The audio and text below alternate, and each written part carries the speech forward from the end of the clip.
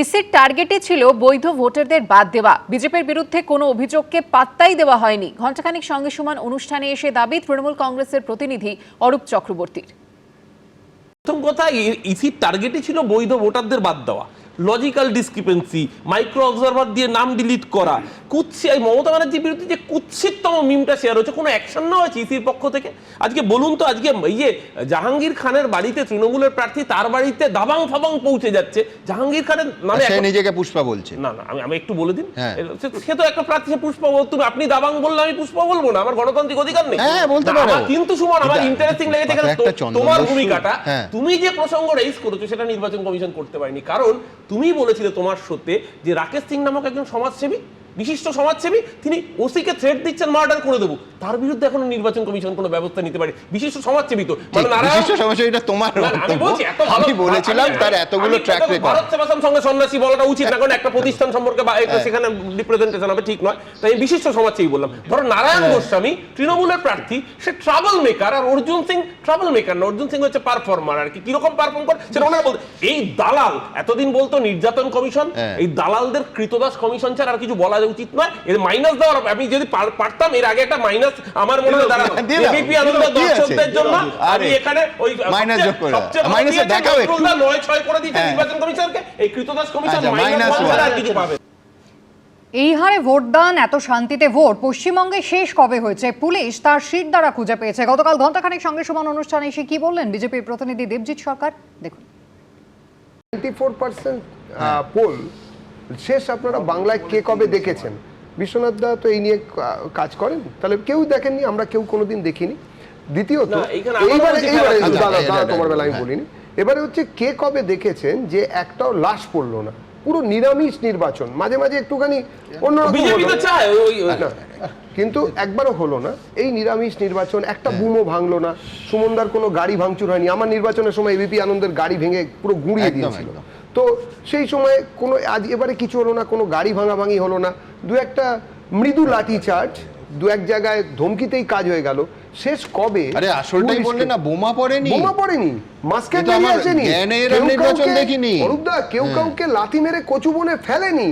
এবং তারপরেও, এত কিছুর পরেও পুলিশ তার শির দ্বারা খুঁজে পেয়েছে। এটা হচ্ছে বাঙালি হিসেবে, পশ্চিমবঙ্গবাসী হিসেবে যেটা অ্যাবলিশ হয়ে গিয়েছিল।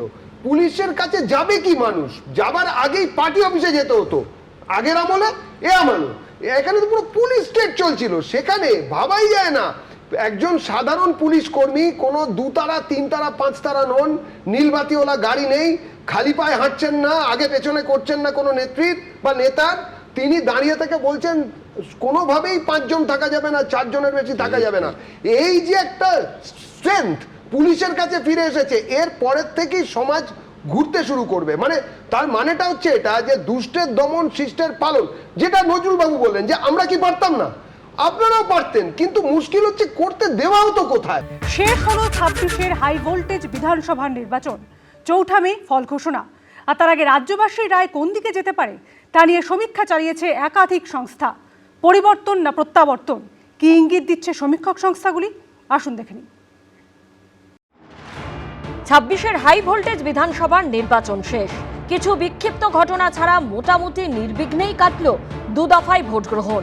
রেকর্ড পরিমাণে ভোট দিলেন পশ্চিমবঙ্গবাসী। এবার অপেক্ষা ভোটের ফলে। পরিবর্তন না প্রত্যাবর্তন, কোন দিকে যাবে পশ্চিমবঙ্গের জনমত জানা যাবে 4 মে সোমবার।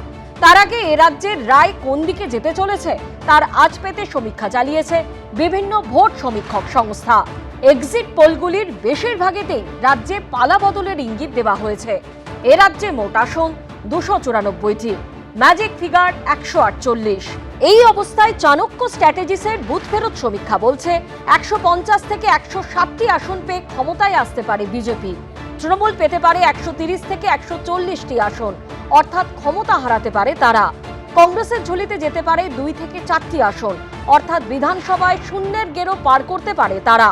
4 থেকে 6টি আসন পেতে পারে অন্যরা। ভোট শতাংশের হিসেবে দেখলে চাণক্য স্ট্র্যাটেজিসের বুথ ফেরত সমীক্ষা অনুযায়ী বিজেপি পেতে পারে 43 থেকে 45% ভোট। সেখানে তৃণমূলের ঝুলিতে যেতে পারে 40 থেকে 43% ভোট।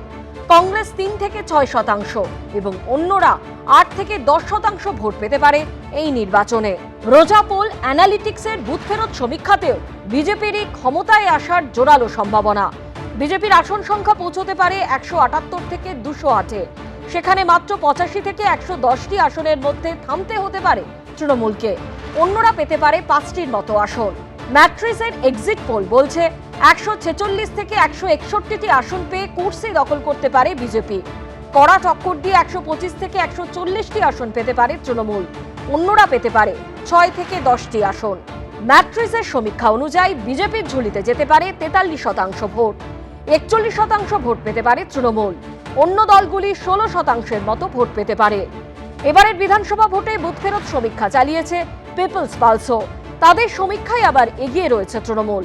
এই সমীক্ষা অনুযায়ী তৃণমূল 177 থেকে 187টি আসন পেতে পারে, অর্থাৎ ক্ষমতা ধরে রাখতে পারে তারা। তৃণমূলকে কড়া টক্কর দিয়ে 95 থেকে 110টি আসন পেতে পারে বিজেপি। বিধানসভায় খাতা খোলার জোরালো সম্ভাবনা রয়েছে সিপিএমের।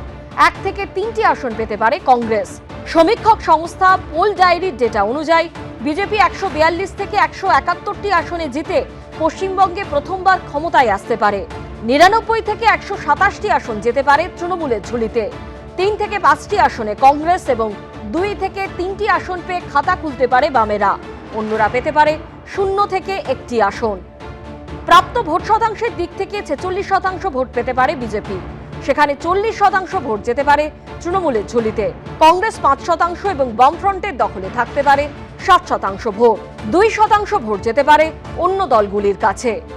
পি মার্কের এক্সিট পোল বলছে বিজেপি 150 থেকে 175টি আসন পেতে পারে। তৃণমূল জয়ী হতে পারে 118 থেকে 138টি আসনে। অন্যরা পেতে পারে 2 থেকে 6টি আসন। আরেক সমীক্ষক সংস্থা জনমত পোলসের সমীক্ষা অনুযায়ী আবার চতুর্থবারের জন্য মুখ্যমন্ত্রী হতে পারেন মমতা বন্দ্যোপাধ্যায়। তাদের সমীক্ষায় দাবি 195 থেকে 205টি আসনে জয়ী হতে পারে তৃণমূল। 80 থেকে 90 আসনে আটকে যেতে পারে বিজেপি। কংগ্রেস 1 থেকে 3টি আসন। বামেদের খাতা খোলার সম্ভাবনাও রয়েছে। অন্য দলগুলি 3 থেকে 5টি আসনে জিততে পারে। ভোট শতাংশের দিক থেকে দেখলে জনমত পোলসের সমীক্ষা অনুযায়ী 50% ভোট পেতে পারে তৃণমূল। সেখানে 41% ভোট যেতে পারে বিজেপির কাছে। কংগ্রেস ও বামেরা 3% করে ভোট পেতে পারে। অন্য দলগুলির ঝুলিতেও যেতে পারে 3%-এর মতো ভোট। জেভিসির বুথ ফেরত সমীক্ষা বলছে ত্রিশঙ্ক হতে পারে পশ্চিমবঙ্গ বিধানসভা। হয়তো এমনটা হলো যে কোনো দলই নিরঙ্কুশ সংখ্যাগরিষ্ঠতা পেল না। তৃণমূল 138 থেকে 159 আসন ও বিজেপি 131 থেকে 152 আসনে জিততে পারে। কংগ্রেস পেতে পারে 2টি আসন। অন্য দলগুলির ঝুলিতেও যেতে পারে 2টি আসন। তবে এসবই একটা সম্ভাবনা মাত্র। অতীতে একাধিকবার ভুল প্রমাণিত হয়েছে এক্সিট পোল, আবার কখনো তা মিলে গেছে। তাই আদতে কোন দল জিতবে আর কারা পরাজিত হবে তা বোঝা যাবে 4 মে সোমবার। এবিপি আনন্দ। এবিপি আনন্দ, এগিয়ে থাকে, এগিয়ে রাখে।